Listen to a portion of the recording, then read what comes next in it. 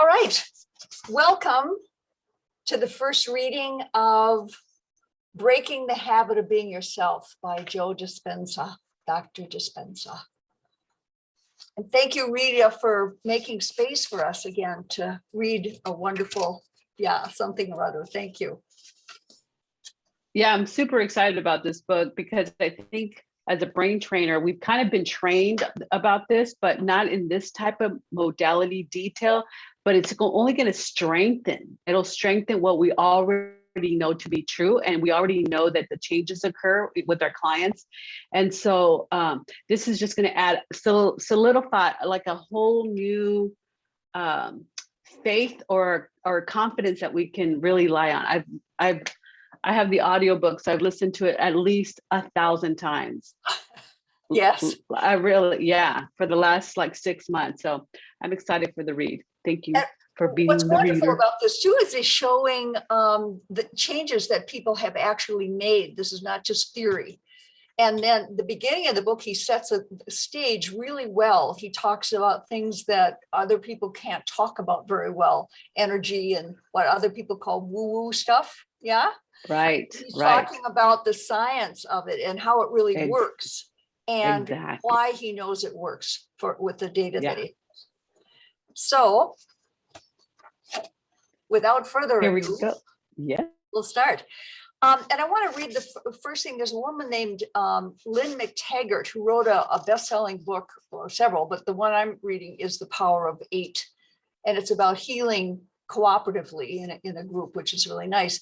Dr. Joe Dispenza's entertaining and highly accessible manual for rewiring your mental and emotional circuitry carries a simple but potent message. What you think today determines how you live tomorrow. Pretty important stuff. And we're doing that already, but probably less consciously than we will do after we read this. Yeah, I mean, we've definitely been doing that more in a modality or in a training, we just do the process, but now there's going to be that undertone as to more consciously. Yeah. Absolutely.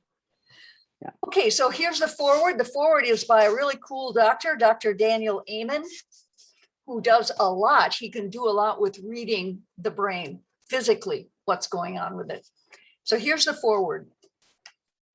Your brain is involved in everything you do, including how you think, how you feel, how you act, how well you get along with other people. It's the organ of personality, character, intelligence, and every decision you make. From my brain imaging work with tens of thousands of people worldwide over the past 20 years, it's very clear to me that when your brain works right, you work right. And when your brain is troubled, you are much more likely to have trouble in your life. With a healthier brain, you are happier, physically healthier, wealthier, wiser, and just make better decisions, which helps you to be more successful and live longer. When the brain is not healthy for whatever reason, such as a head injury or past emotional trauma, people are sadder, sicker, poorer, less wise, and less successful. It's easy to understand how trauma can hurt the brain, but researchers have also seen how negative thinking and bad programming from our past can also affect it. For example, I grew up with an older brother who was intent on shoving me around.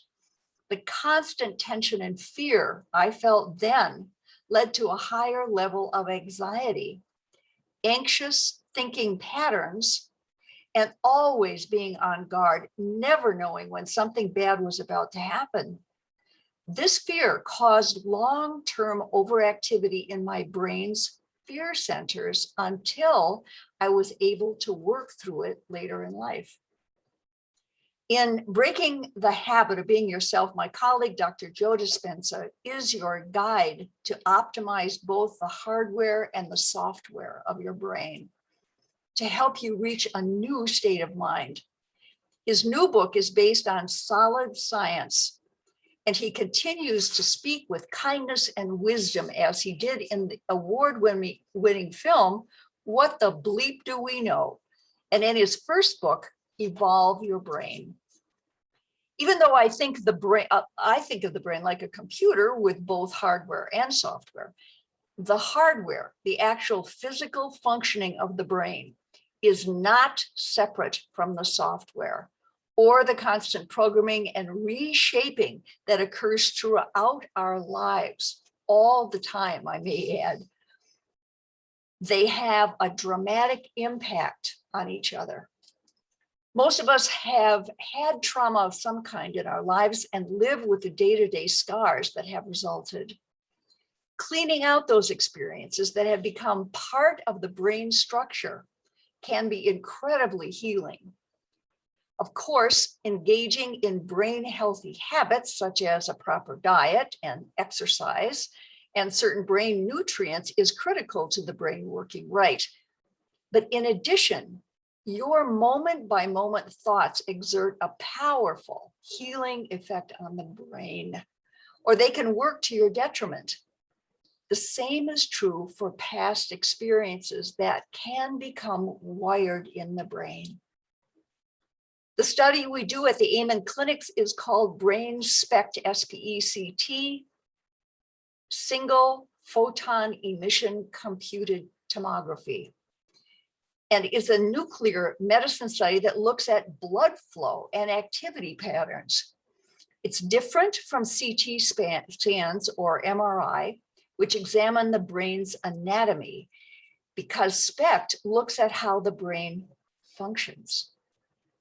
Our SPECT work, now only over 70,000 scans, has taught us the many important life lessons about the brain, such as 4 points.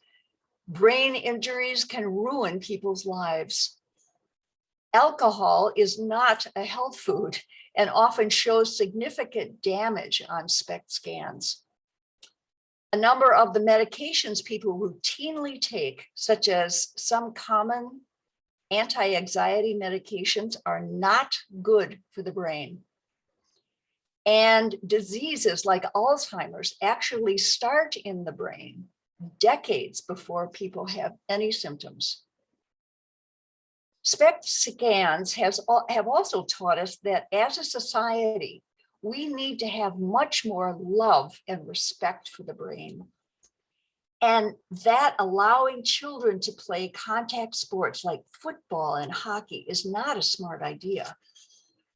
One of the most exciting lessons I have learned is that people can literally change their brains and change their lives by engaging in regular brain healthy habits, such as correcting negative beliefs and using meditative processes such as those discussed by Dr. Dispenza. In one series of studies we published, the practice of meditation, such as what Dr. Dispenza recommends, boosted blood flow to the prefrontal cortex, the most thoughtful part of the human brain. After 8 weeks of daily meditation, the prefrontal cortex at rest was stronger, and the memories of our subjects were better too. There are so many ways to heal and optimize the brain. Sorry. My hope is that, like me, you will develop brain envy and want a better functioning brain. The brain imaging work we do has changed everything in my own life. Shortly after I started ordering SPECT scans in 1991, I decided to look at my own brain. I was 37 years old. When I saw the toxic, bumpy appearance, I knew it was not healthy. All of my life, I have been someone who rarely drank alcohol, never smoked, and never used an illegal drug. Then why did my brain look so bad? Before I really understood about brain health, I'd had many bad habits. I ate lots of fast food, drank diet soda like she was my best friend, often slept only 4 to 5 hours a night, and carried around unexamined hurts from the past. I didn't exercise, felt chemically stressed, and carried an extra 30 pounds. What I didn't know was hurting me, and not just a little. My last scan looks healthier and much younger than it did 20 years earlier. My brain has literally aged backwards. That's how changeable your brain is too when you wake up, when you make up your mind to take care of it properly. After seeing my original scan, I wanted my brain to be better. This book will help yours be better too. I hope you enjoy reading it as much as I did. Daniel G. Amen, MD, author of Change Your Brain, Change Your Life. Great introduction. Okay, this is an introduction now by, I think, Joe himself. Yeah, it is. And what he's doing here is giving us a kind of walkthrough of the book so that we'll understand the chapters and some of the reasoning behind why it's there and what we can expect, which is a really helpful thing. Yeah. So, all right. So we're starting chapter 1, the introduction. The greatest habit you can ever break is the habit of being yourself. When I think about all the books on creating the life we desire, I realize that many of us are still looking for approaches that are grounded in sound scientific evidence, methods that truly work. But already, new research into the brain and body, the mind and consciousness, and a quantum leap in our understanding of physics is suggesting expanded possibilities on how to move forward with what we innately know is our real potential. As a practicing chiropractor who runs a busy integrated health clinic, and as an educator in the fields of neuroscience, brain function, biology, and brain chemistry, I have been privileged to be at the forefront of some of this research, not just by studying the fields mentioned above, but also by observing the effects of this new science once applied by common people like you and me. That's the moment when the possibilities of this new science became reality. As a consequence, I have witnessed some remarkable changes in individuals' health and quality of life when they truly change their minds. Over the last several years, I have had the opportunity to interview a host of people who overcame significant health conditions that were considered either terminal or permanent. Per the contemporary model of medicine, these recoveries were labeled spontaneous remissions. Sorry. However, upon my extensive examination of their inner journeys, it became apparent to me that there was a strong element of mind involved, and their physical changes weren't so spontaneous after all. This discovery furthered my postgraduate studies in brain imaging, neuroplasticity, epigenetics, and psychoneuroimmunology. I simply figured that something had to be happening in the brain and body that could be zeroed in on and then replicated. In this book, I want to share some of what I learned along the way and show you by exploring how mind and matter are interrelated, how you can apply these principles not only to your body, but to any aspect of life. Go beyond knowing to knowing how. Many readers of my first book, Evolve Your Brain, The Science of Changing Your Mind, voice the same honest and heartfelt request along with a fair amount of positive feedback, such as the person who wrote, "I really like your book. I read it twice. It had lots of science and was very thorough and inspiring, but can you tell me how to do it? How do I evolve my brain?" In response, I began teaching a workshop series on the practical steps anyone can take to make changes at the level of mind and body that will lead to lasting results. Consequently, I've seen people experience unexplainable healings, release old mental and emotional wounds, resolve so-called impossible difficulties, create new opportunities, and experience wonderful wealth, just to name a few. You will meet some of these people in these pages. It's not necessary that you read my first book to digest the material in this one. But if you have been exposed to my work, I wrote Breaking the Habit of Being Yourself to serve as a practical how-to companion to evolve your brain. It is my earnest objective to make this new book simple and easy to understand.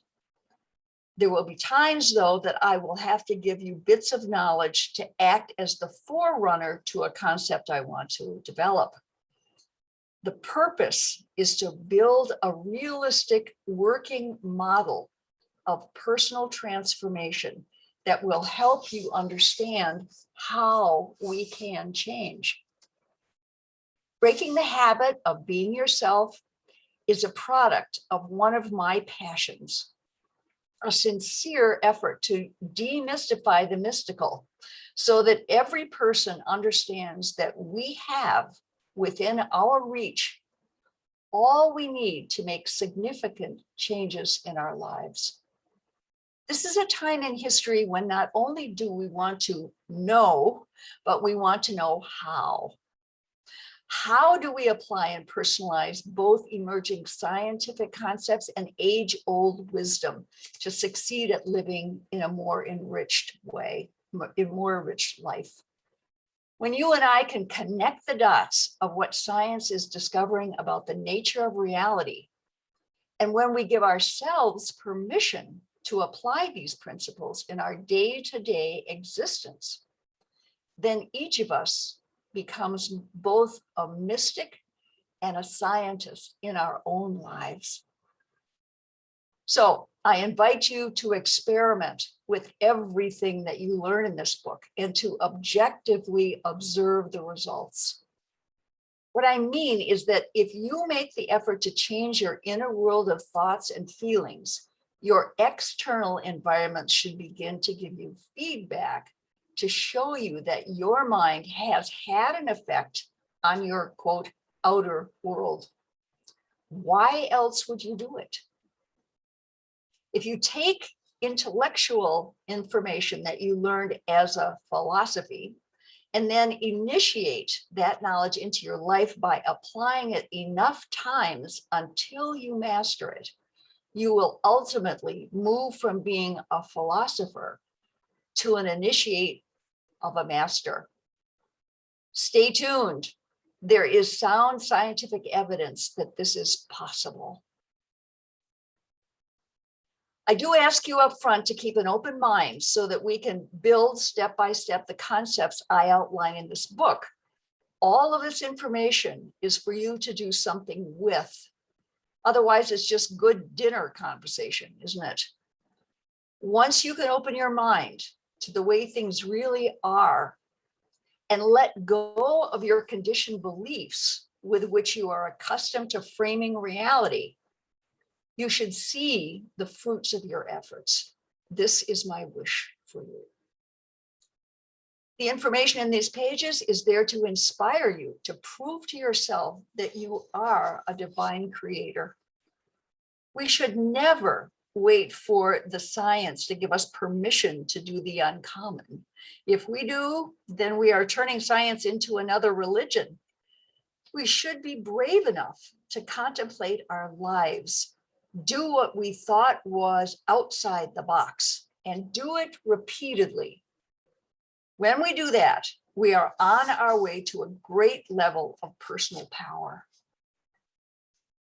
True empowerment comes when we start to look deeply at our beliefs. We may find there are tools in the conditioning of religion, culture, society, education, family, the media, and even our genes, the latter being imprinted by the sensory experiences of our current lives, as well as untold generations. Then we weigh those old ideas against some new paradigms that may serve us better. Times are changing. As individuals awaken to a greater reality, we are part of a much larger sea of change. Our current systems and models of reality are breaking down, and it's time for something new to emerge. Across the board, our models for politics, economics, religion, science, education, medicine, and our relationship with the environment are all showing a different landscape than just 10 years ago. Letting go of the outmoded and embracing the new sounds easy. But as I pointed out in Evolve Your Brain, much of what we have learned and experienced has been incorporated into our biological self, and we wear it like a garment. But we also know that what is true today might not be true tomorrow. Just as we have come to question our perception of atoms as solid pieces of matter, reality and our interaction with it is a progression of ideas and beliefs. We also know that to leave the familiar life that we have gotten accustomed to and waltz into something new is like a salmon swimming upstream. It takes effort, and frankly, it's uncomfortable. And to top it off, ridicule, marginalization, opposition, and denigration from those who cling to what they think they know greet us along the way. Who, with such unconventional bent, is willing to meet such adversity in the name of some concept they cannot embrace with their senses, yet which is alive in their minds? How many times in history have individuals who were considered heretics and fools, and thus took the abuse of the unexceptional, emerged as geniuses, saints, or masters? Will you dare to be an original? Okay, this is great. Here's the heading for the next part: change as a choice instead of a reaction. It seems that human nature is such that we balk at the idea until things get really bad and we're so uncomfortable that we can no longer go on with business as usual. Might be familiar to several of us. This is as true for an individual as it is for society. We wait for a crisis, trauma, loss, disease, and tragedy before we get down to looking at who we are, what we're doing, how we're living, what we're feeling, and what we believe or know in order to embrace true change. Often it takes a worst case scenario for us to begin making changes that support our health, relationships, career, family, and future. My message is, why wait? We can learn and change in a state of pain and suffering, or we can evolve in a state of joy and inspiration. Most embrace. That's always, I think, you ready? We can learn and change in a state of pain and suffering, or we can evolve in a state of joy and inspiration. Most embrace the former. To go with the latter we just have to make up our minds that change will probably entail a bit of discomfort, some inconvenience, a break from predictable routine, and a period of not knowing. It's really great that he put those all together. Absolutely. Discomfort, inconvenience, break from predictable routine. That's who we think we are. And period of not knowing. So welcome to the Twilight Zone. Most of us are already familiar with the temporary discomfort of not knowing. We stumbled through our early efforts to read until this skill became second nature. When we first practiced the violin or the drums, our parents wished they could send us to a soundproof room. Pity the hapless patient who has had his blood drawn by a medical student who has the requisite knowledge but still lacks the finesse that she will only gain through practice. Absorbing knowledge, knowing, and then gaining practical experience by applying what you learn until a particular skill became ingrained in you, knowing how, is probably how you acquired most of the abilities you now feel like a part of your being. Knowingness. In much of the same way, learning how to change your life involves knowledge and the application of that knowledge. That is why this book is divided into 3 overarching sections. This is a really helpful section here. Throughout parts 1 and 2, I will build ideas in sequence, forming a bigger and broader model of understanding for you to personalize. If some ideas seem repetitive, they are there to remind you about something I don't want you to forget. Repetition reinforces the circuits in your brain and forms more neural connections so that in your weakest hour, you don't talk yourself out of greatness. Wow. When you ease into part 3 of the book, with the then when you ease into part 3 of the book with a sound knowledge base, you can experience for yourself the truth of what you learned earlier. Part 1, the science of you. Our exploration will start with an overview of philosophical and science paradigms related to the latest research about the nature of reality, who you are, why change has been so difficult for so many, and what is possible for you as a human being. Part 1 will be an easy read, I promise. And then, of course, he says chapter 1 is about quantum, the quantum you. I thought, easy read, are you kidding me? But it was. The quantum you introduces you to a bit of quantum physics, but don't be alarmed. I start there because it's important that you begin to embrace the concept that your subjective mind has an effect on your objective world. The observer effect in quantum physics states that where you direct your attention is where you place your energy. Sounds like Robert Fritz's stuff, doesn't it, in lots of ways? Concentration on where you place your energy. As a consequence, you affect the material, which, by the way, is made mostly of energy. If you entertain that idea, even for a moment, you might start focusing on what you want instead of what you don't want.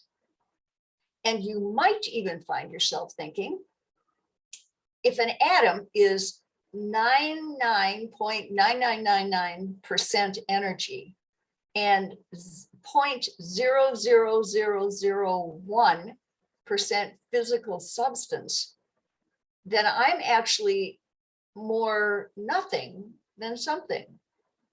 So why do I keep my attention on that small percentage of the physical world where I am so much more, when I am so much more?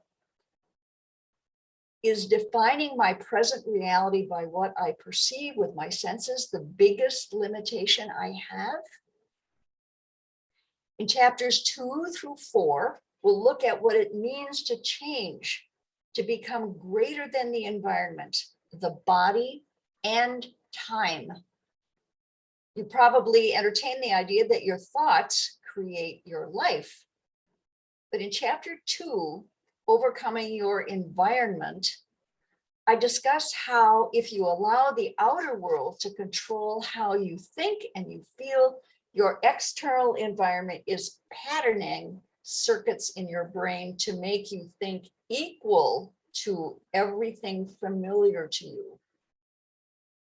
The result is that you create more of the same. You hardwire your brain to reflect the problems, personal conditions, and circumstances in your life. So to change, you must be greater than all things physical in your life. Chapter 3, Overcoming Your Body.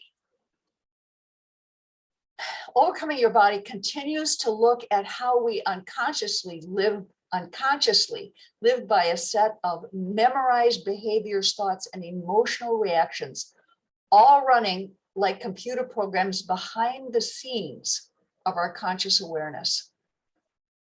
That's why it's not enough to think positive, because most of who we are might reside subconsciously as negativity in the body. By the end of this book, you will know how to enter into the operating system of the subconscious mind and make permanent changes where those programs exist. Chapter 4, Overcoming Time. Overcoming Time examines how we either live in the anticipation of future events or repeatedly revisit past memories, or both, until the body begins to believe it is living in a time rather than the present moment. The latest research supports the notion that we have a natural ability to change the brain and body by thought alone, so that it looks biologically like some future event has already happened. Because you can make thought more real than anything else, you can change who you are from brain cell to gene, given the right understanding. When you learn how to use your attention and access the present, you will enter through the door to the quantum field where all potential exists. Wow. Chapter 5, Survival versus Creation. Living in survival entails living in stress and functioning as a materialist, believing that the outer world is more real than the inner world. When you are under the gun of the fight or flight nervous system being run by its cocktail of intoxicating chemicals, you are programmed to be concerned only about the body, the things or people in your environment, and your obsession with time. Your brain and body are out of balance. You are living a predictable life. However, when you are truly in the elegant state of creation, you are no body, no thing, no time. You forget about yourself.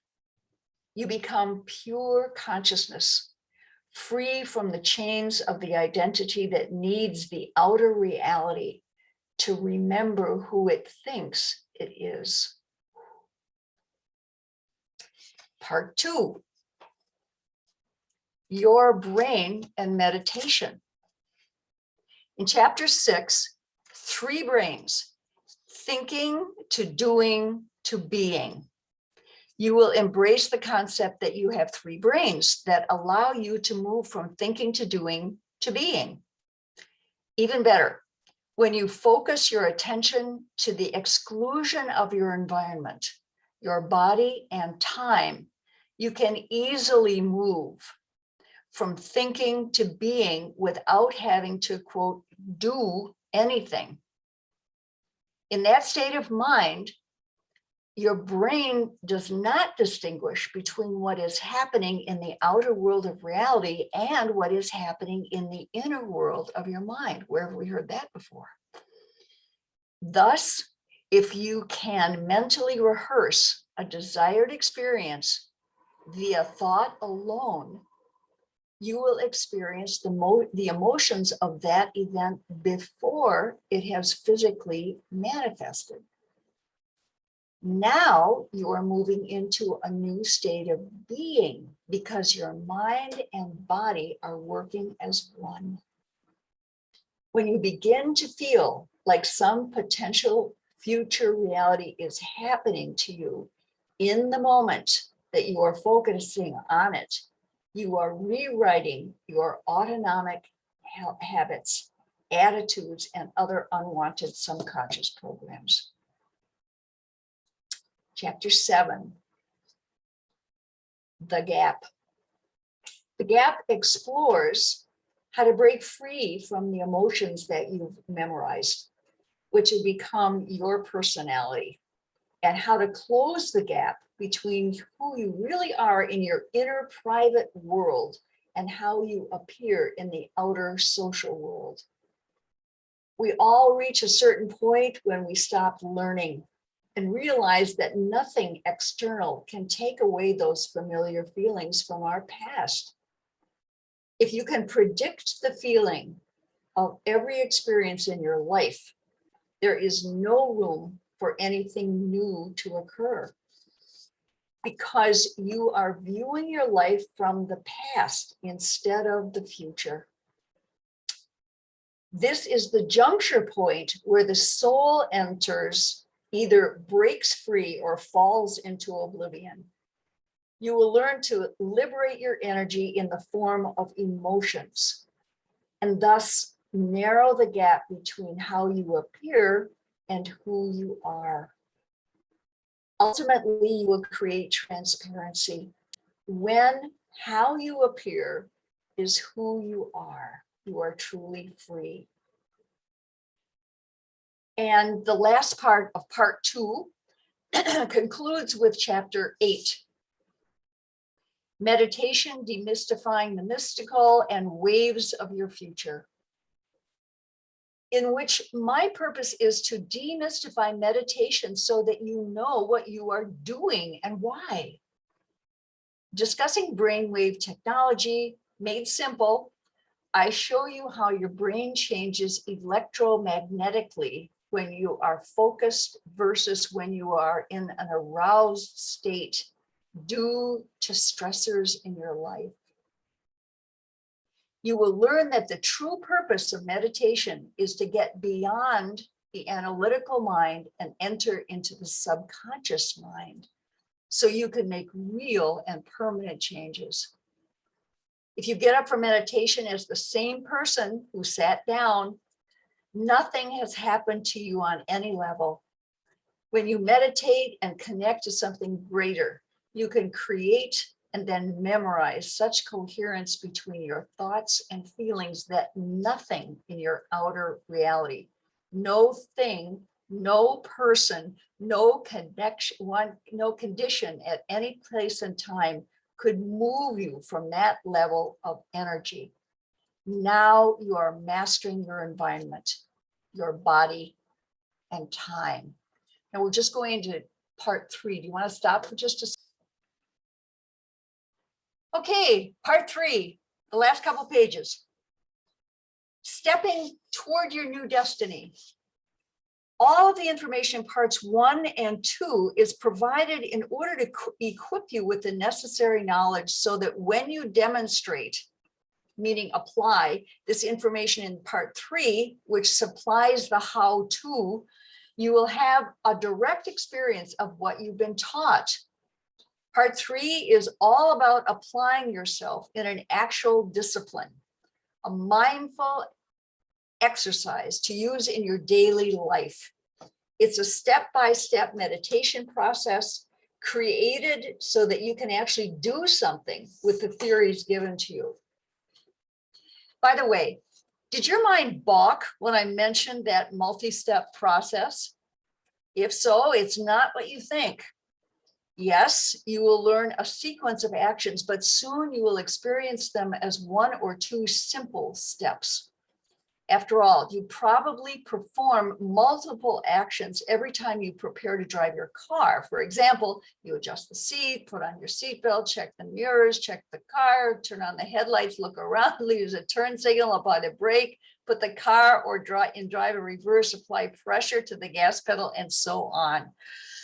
Ever since you learned to drive, you have executed this procedure easily and automatically.